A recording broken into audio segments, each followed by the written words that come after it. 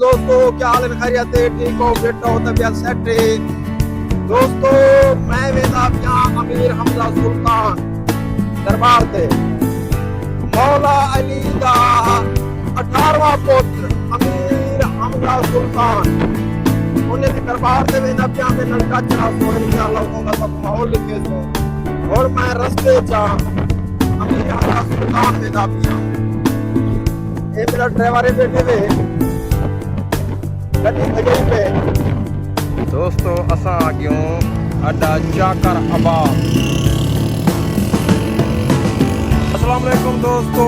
اساں ٹرتے خانگاہ کنو سیدپور کنو خیرپور کنو میرانی کنو پتن تو اساں محمدپور کنو اساں آگیوں ہون حمزہ سلطان حضرت مولا علی دا 18واں پتر امیر حمزہ سلطان. اساں ہن اودے مزار دے بالکل قریب کھڑوں اتھوں دا تو کو مناظر لکھے نو ماحول لکھے نو انل ٹچ راسو انشاءاللہ اتھوں دی ٹوٹل تو کو ویڈیو بنا کے لکھے سو تے میرے نال ٹچ راسو. میں بالکل قریب آ گیا امیر حمزہ سلطان حضرت مولا علی دا 18واں پتر. دوستو عجیب و غریب رستے سفر کریں دیے جنگلے دا رستہ ہے. امیر حمزہ سلطان دا 18واں پتر مولا علی دا 18واں مولا علی حضرت مولا علی دا 18واں پتر. بہت ہی خطرناک رستہ ہے. تو دے دے پیو سو مناظر رستے تے عجیب و غریب رستے. اللہ دے ولی جتھا بھی ہن جنگلے پہاڑے دے وچ بہت خطرناک رستہ ہے جڑا دے دے پیو. گلیاں محلے کراس کریں دیے سادہ سفر امیر حمزہ سلطان تو رواں دوستو سفر کریں اساں آگیوں سردار پرویز خان گرجانی دے سردار شیر علی گرجانی دے علاقے دے وچ اساں دے پیو امیر حمزہ سلطان بالآخر جنگلیں دے سفر کریں دیے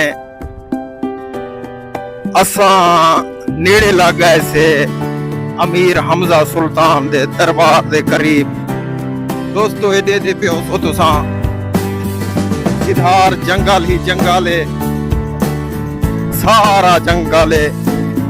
اللہ دے ولی جتھاں بھی ہوندن انہیں منوائے اپنے آپ کو اللہ نہ لگاؤ لاتے نے. ایڈے دے پیو سو دوستو تساں سارا جنگل ہے. اساں دربار دے بالکل قریب آ گئے اتھوں دے وانتے تو کو مناظر لکھے نو ٹچ راسو. دوستو بہت ہی خطرناک علاقہ ہے. بہت ہی خطرناک سفر ہے.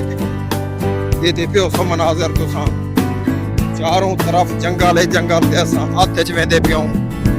اگو پہاڑی سلسلہ جاری تھی چکے سامنے دے پیو سو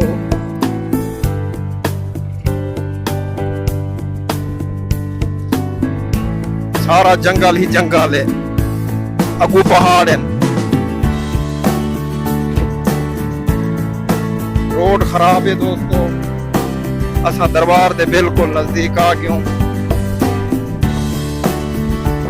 لائی مناظر تو سن دے پیو سو. یہ سامنے دربار ہے وے دوستو. سامنے دربار ہے.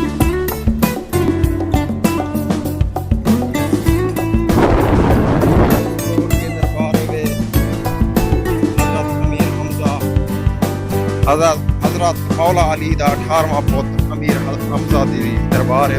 یہ سامنے